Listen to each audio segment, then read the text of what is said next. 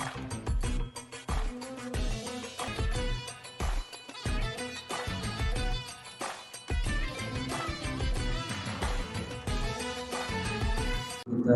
pada bagian ini kita masih dipertemukan kembali oleh Allah dalam kondisi yang baik, yang sehat dan penuh nikmat, dan kita digolongkan oleh Allah orang yang taat untuk pertama memenuhi kewajibannya, yaitu sholat subuh dan doa berjamaah di masjid, dan yang ketiga di awal waktu, dan yang keempat insyaallah kita akan lanjutkan dengan taklim nih, belajar memperdalam ilmu agama. Ini semuanya kebaikan, belum termasuk sholat sunnah atau infak atau zikir bapak-bapak semuanya. Jadi kita harus banyak bersyukur bahwa kita di waktu yang saat ini orang lain barangkali tidak sempat melaksanakan, kita diberi Allah kesempatan untuk melaksanakan. Itu adalah suatu karunia yang besar dan harus kita syukuri, dan begitu banyak nikmat Allah yang lain. Salawat dan salam semoga Allah curahkan kepada baginda junjungan Nabi besar Muhammad sallallahu alaihi wasallam, serta keluarga, sahabatnya, para tabi'in dan semua pengikutnya. Semoga kita termasuk umat beliau yang istiqomah di akhir hayat kita untuk mengikuti sunnah-sunnah beliau, dan kelak di akhirat kita mendapatkan syafaat dari Nabi Muhammad sallallahu alaihi wasallam. Amin Allahumma. Bapak Ibu sekalian yang saya hormati, pada kajian hak pagi hari ini insyaallah saya akan memberikan materi berjudul pahala orang yang mengajak kepada kebaikan. Bahasa gampangnya amal syariah. Amal syariah. Hadisnya saya bacakan. An Abi Hurairah radhiyallahu anhu qala Rasulullah sallallahu alaihi wasallam, man da'a ila huda kana lahu minal ajri mithlu ujuri man tabi'ah la yaqusu dzalik min ujurihim syai'an wa man da'a ila dhalalatin kana alaihi minal ismi mithlu asami man tabi'ahu la yaqusu dzalika min asamihim syai'an. Yang artinya dari Abu Hurairah radhiyallahu anhu, ia berkata bahwa Rasulullah sallallahu alaihi wasallam bersabda, barang siapa mengajak kepada hidayah, maka baginya pahala seperti pahala orang-orang yang mengikutinya, tanpa mengurangi pahala orang-orang yang mengikuti tersebut sedikit pun. Dan barang siapa mengajak kepada kesesatan, maka baginya dosa, dan dosa orang-orang yang mengikuti kesesatan itu tanpa mengurangi sedikit pun dari dosa orang yang mengikutinya dalam kesesatan tersebut. Hadis riwayat Muslim. Hadis ini juga hadis yang lain bermakna menunjukkan adanya anjuran kepada kita untuk selalu berdakwah. Berdakwah itu dari kata da'a, menyeru, mengajak, mengingatkan, mengajak manusia kepada hidayah dan kebaikan. Juga menunjukkan keutamaan seorang dai atau penyeru kebaikan, dan merupakan ancaman yang bakal diperoleh seseorang yang mengajak ke jalan kesesatan dan kebinasaan.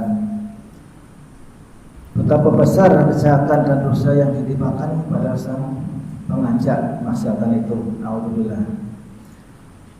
Yang dimaksud dengan huda, hidayah atau petunjuk adalah ilmu yang bermanfaat dan amal soleh. Maka siapapun yang mengajarkan ilmu atau mengarahkan pada murid kepada jalan yang bisa membuat mereka memetik ilmu, dia adalah seorang dai atau pengajak kepada hidayah. Nah, ini penjelasan ini pun. Jadi kalau kita mengajak seseorang untuk berbuat baik, maka kita akan dapat pahalanya dari orang yang berbuat baik tersebut, yang mengikuti anjuran kita. Contoh misalnya, nah kita mengajak, Pak, mari kita masjid, mari kita sholat jamaah, maka dia kecuali dapat pahala sendiri, juga dapat pahala istilahnya saham apa ya Pak? Bahasa ini saham ya, karena kita mengajak orang lain. Bayangkan Pak, begitu banyak lahan atau sarana kita berbuat double nih, pahalanya double. Maka kalau kita mengajak anak-anak kita, Panafit, alhamdulillah, ibu ini anak-anak pada mau mengaji. Teman saya mau mengaji, kalau niat kita jauh-jauh ke Riau, ke Jambi, kemanapun lokasinya yang jauh, hanya untuk mengerjakan proyek saja, Pak Irwanto orang proyeknya, itu pembelaan kita di hadapan Allah sangat lemah. Saya tanya sama teman saya lebih paham Islam ini, saya beragama ini. Kenapa? Bukankah tujuan kita ditugaskan proyek perusahaan di sini untuk mengerjakan tugas itu? Betul. Tapi itu lebih pada tugas duniawi katanya. Kira-kira begitu. Terus yang lebih penting apa? Kita masih punya tugas yang lebih utama, yaitu dakwah. Nah, lo kaget. Kita tahu 2000-an, Pak. Dakwah bukannya milik orang-orang yang paham agama, yang berpendidikan, yang pesantren, yang boleh. Kata dia, bukan. Dakwah itu kewajiban semua orang. Karena arti kata dakwah sendiri dari kata da'a, menyeru, mengajak, mengingatkan.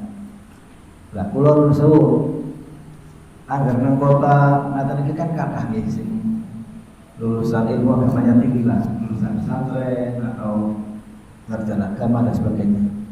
Tapi proyek itu siapa wong sing nguruk gelem salat Pak RT. Puasa ya orang puasa. Salat ya orang salat. Dan itu sangat banyak orang yang masih perlu kita ajak. Kadang-kadang kalau tidak di proyek orangnya sholat, nanti di proyek nggak tahu bagaimana lingkungan yang kurang mendukung akhirnya terbawa. Dan itu ladang amal bagi kami ini yang diberi Allah kesempatan untuk bisa terus jauh. Jadi masing-masing lingkungan saya kira sama di tempat belajar dengan berusaha pasti ada cara-cara untuk berdakwah dengan cara yang halus ya Pak, tidak menggurui tapi cuma mengajak, itu termasuk dakwah. Jadi gini hadisnya nih kok, kemudian ayatnya apa? Jadi kalau membukakan ya, sekarang ini juga aplikasi teknologi sangat maju. Sekarang ini banyak sekali aplikasi komputer yang sangat luar biasa canggih. Kalau kemarin-kemarin kita baru tahu namanya Google, orang ngerti apa-apa takkan udah Google gitu. Ini mau aplikasi malih Pak, namanya ChatGPT sama Meta AI. AI itu artificial intelligence, kecerdasan buatan. Nopo pentingnya? Kulo badhe ceramah tentang amal jariah. Ketik apa amal jariah itu langsung medal Pak, dalam hitungan detik Pak. Amal jariah memiliki arti amal yang terus mengalir atau amal yang berkelanjutan. Ini merujuk pada perbuatan baik yang dilakukan oleh seseorang yang terus memberikan manfaat dan pahala meskipun pelakunya sudah meninggal.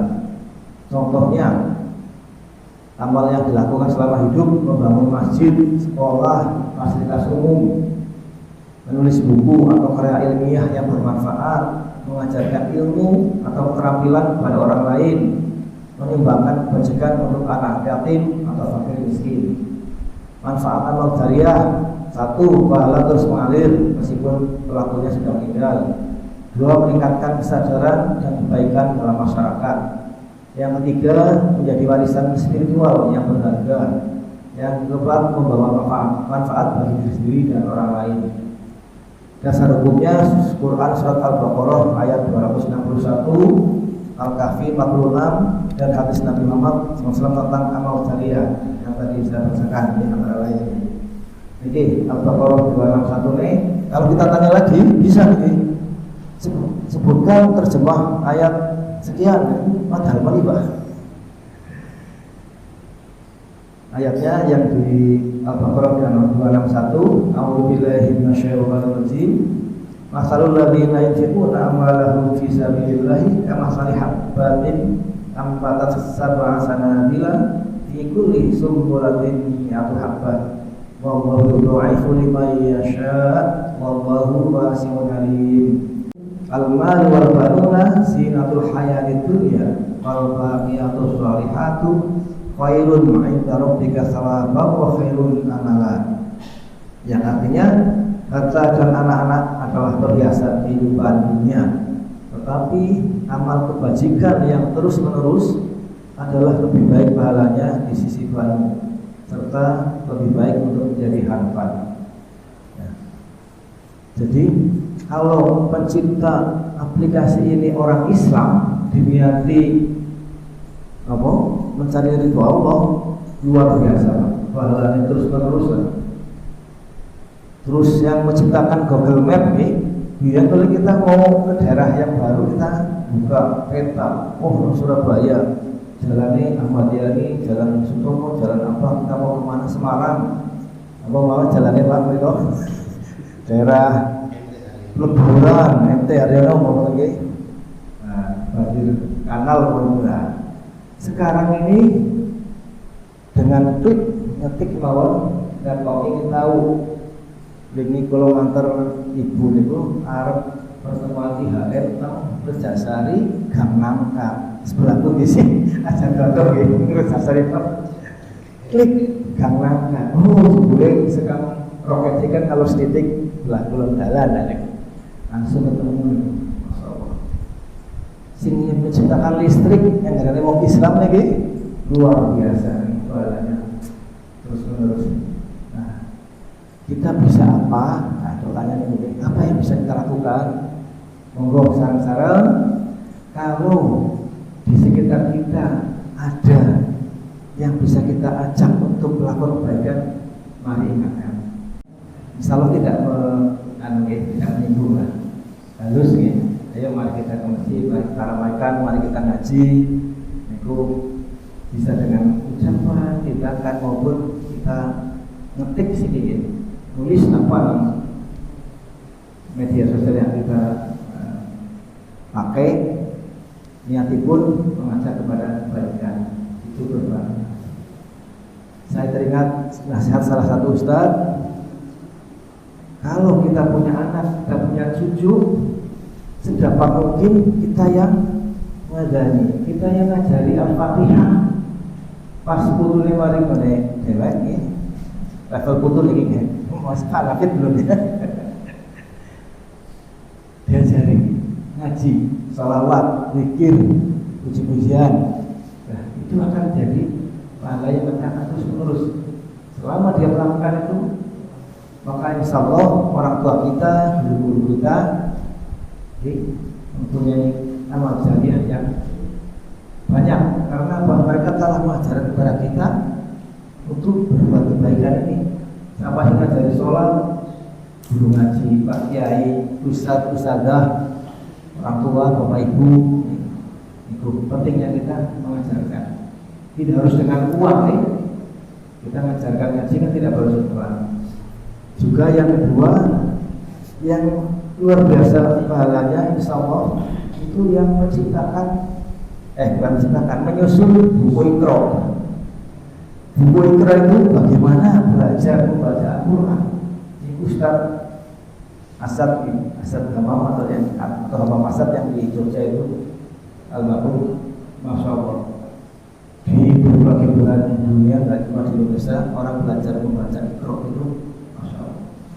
Nah, ini mumpung kita masih diberikan umur, kesempatan, monggo kita gunakan semaksimal mungkin. Kembali lagi, judulnya adalah pahala orang yang mengajak pada kebaikan. Kalau orang lain mengikuti apa yang kita ajak, yang kita sampaikan, maka kita mendapat bagian pahala dari orang tersebut tanpa mengurangi pahala orang itu. Orang itu dapat pahala, ditambah lagi saham kita. Ada yang ingin hadirkan tanyakan, monggo. Syukur kalau saya jawab, kerusakan PR, mudah-mudahan lain waktu bisa kita sampaikan. Selamat. Billahi taufiq wal hidayah. Assalamualaikum warahmatullahi wabarakatuh. Ada pertanyaan?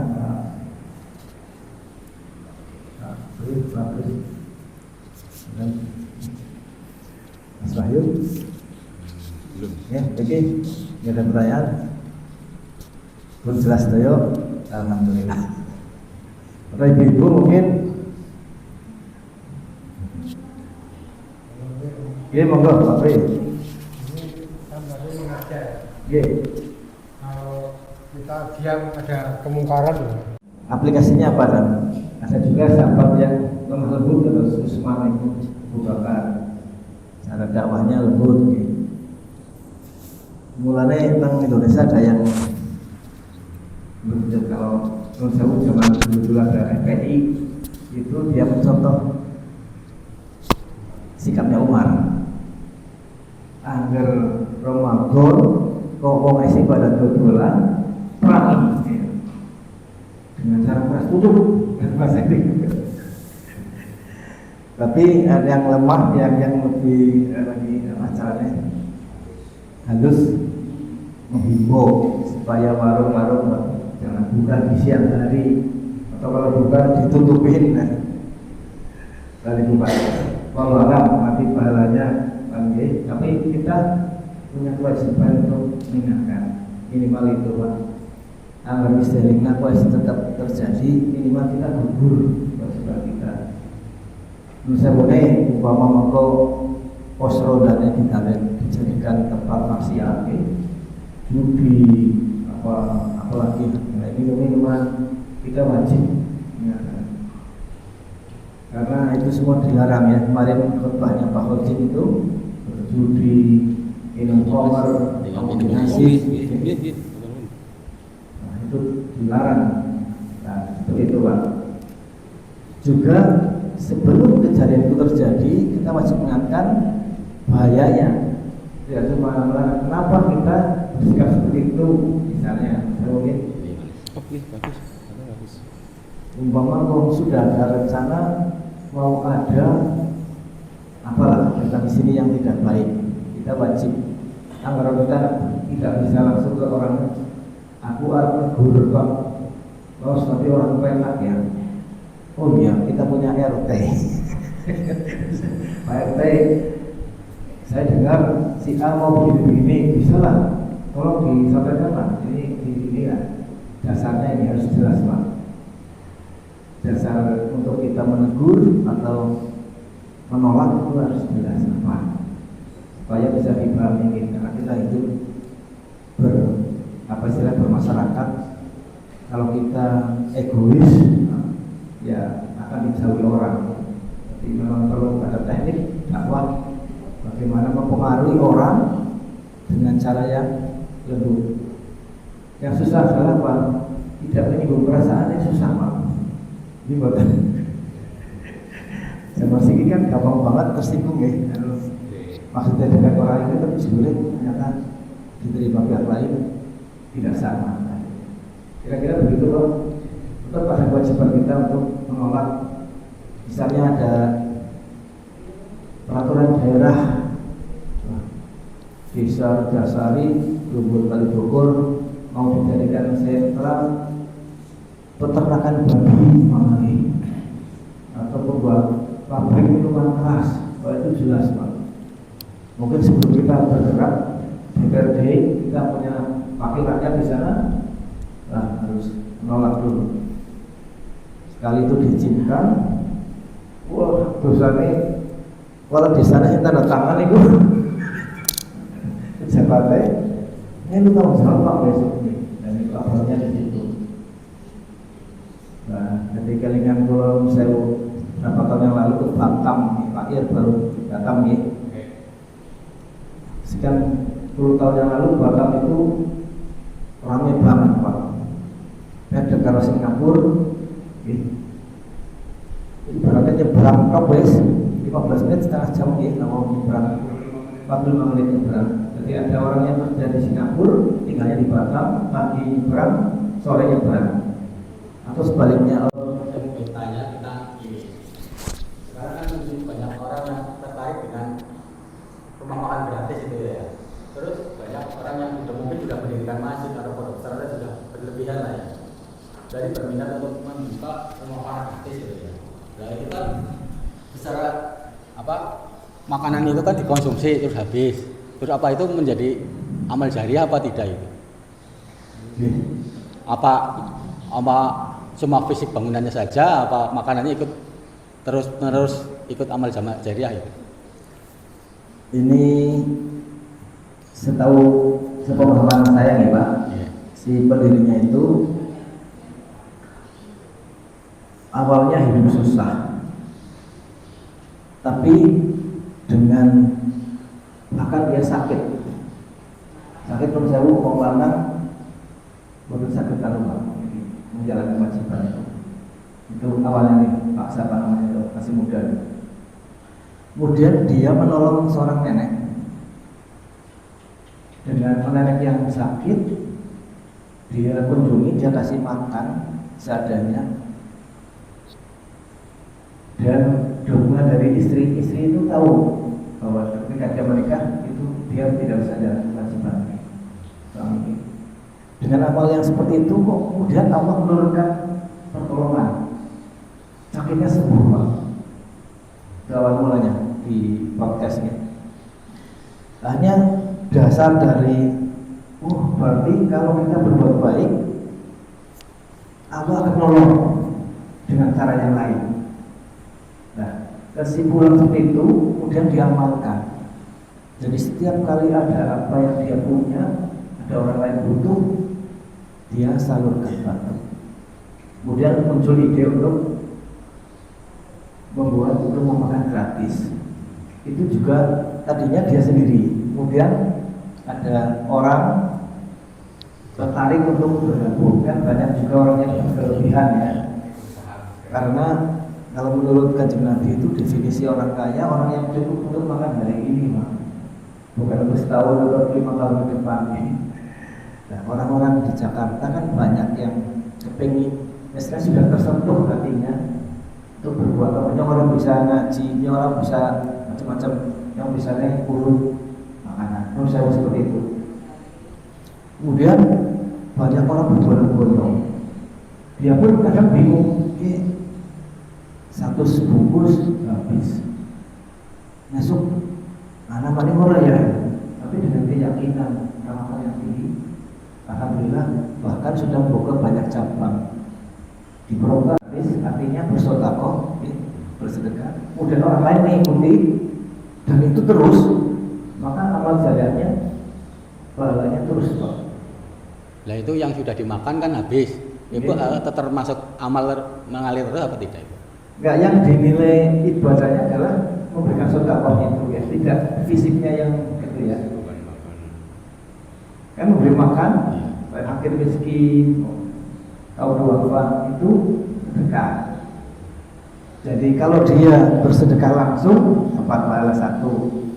Tapi tanpa dia bersedekah orang lain mengikuti, dia dapat pahala dari orang yang mengikuti itu Pak. Hitungannya kita walau alam nih, umpama satu kali kebaikan yaitu saya rupiah gitu. Berapa ribu orang sudah ikut dalam satu hari, dalam berapa hari, dalam berapa tahun, terus mana? Ini hadis yang tadi ini. Mulai kalau kita punya ide apa yang bagus, monggo orang lain mengikuti. Ini sekali istilahnya orang-orang ya Pak, caranya. Iya, gitu. Mas Wahyu punya ide, Pak Pelaji waktu kemarin dan depan itu ya, bisa lah ya anak-anak dispenser di sini.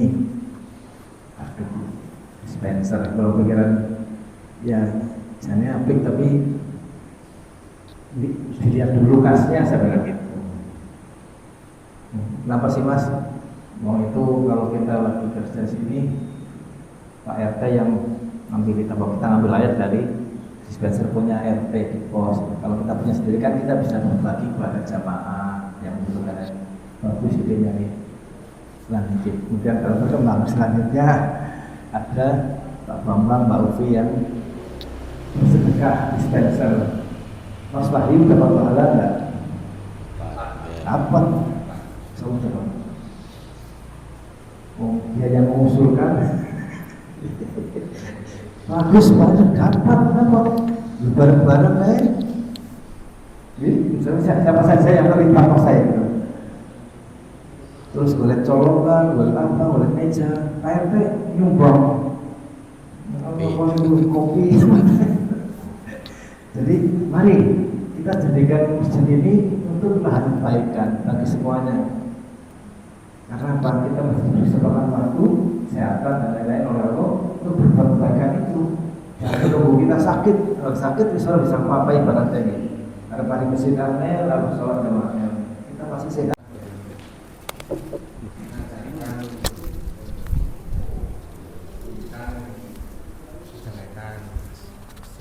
Nanti sudah terlanjur Bilang ya, biar kedengaran ya. Dipeganginya. sudah terlanjur mengajarkan misalkan yang tidak baik lah, terus orang itu mengamalkannya ya. Cara mencegahnya supaya amal jariah yang buruk itu supaya terputus gimana gitu. Yang paling gampang ya ketemu orang itu kita jelaskan bahwa apa yang pernah kita suruh kita ajarkan adalah salah. Pak, Mas, mohon maaf dulu yang saya sampaikan ternyata salah. Saya menyadari itu sesuatu yang tidak baik. Mohon jangan diteruskan. Kalau Sudah tersebar ya, kalau tersebarnya lewat grup tinggal kita mohon maaf yang tulisannya kemarin mohon diabaikan, dihapus. Kalau kita istighfar kalau Gusti Allah ya. misalnya Nabu Merton ini Pak mengajarkan anak kita ya. Sipit anak-anak kita sudah dewasa ya. Terus mengajarkan lagi Bu. Nanti kita kasih tahu anak-anak itu kemarin bapak salah itu ya. Tidak baik karena berbahaya gitu kayaknya. Jadi untuk mencegahnya supaya dikasih tahu Pak. Ya, kita harus menyadarkan kembali bahwa kita dulu salah. Jadi apa yang kita sampaikan ke orang lain, ke orang kita diralat kalau ya tapi mau namanya orang itu pasti punya salah, punya dosa. Itu kodratullah, sudah tidak bisa. Semua orang punya salah. Bahkan sekelas Kanjeng Nabi Muhammad SAW pernah ditegur doang.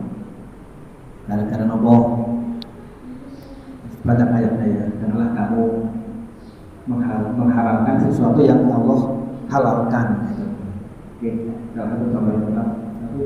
Tapi Nabi ditegur langsung mengapa? Kita dapat salah baik dari indera kita, omongan kita, terus perbuatan kita.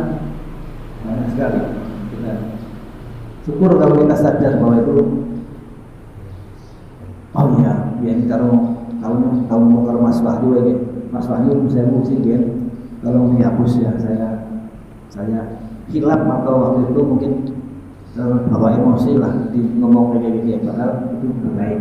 Saya tutup pengajian ahad pagi dengan bacaan hamdalah alhamdulillahirabbil alamin dan doa kafaratul majlis subhanallahumma wa bihamdika asyhadu an la ilaha illa anta astaghfiruka wa atubu ilaik. Assalamualaikum warahmatullahi wabarakatuh. Waalaikumsalam warahmatullahi wabarakatuh.